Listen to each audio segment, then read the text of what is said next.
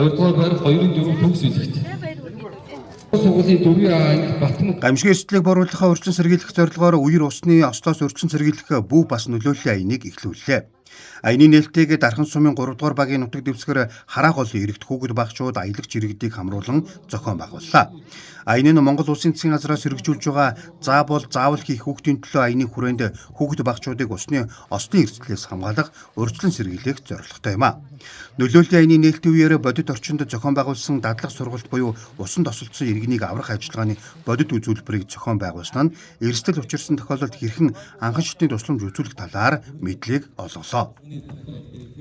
Цоо хөдөлгөөний ерхий газар болон Монгол Улсын засгийн газраас бүү бас аяныг 21 аймаг 9 дүүргийн хэмжээнд зохион байгуулж байна. За өнөөдрийн хэмжээнд бол бүү бас аяны нээлттэй арга хэмжээ буюу Дархуул аймгийн хараа голын иргэдэр ард иргэдтэй үер усны ослоос урьдчилан сэргийлэх өдрөлийн арга хэмжээг бол зохион байгуулан ажиллаж байна.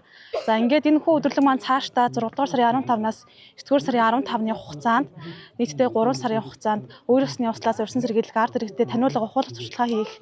За сэрэмжлүүлэг өдрөлийн арга хэмжээ, аяны арга хэмжээг хэмжлэн маш олон арга хэмжээ төлөвлөлөө ажиллаж байна.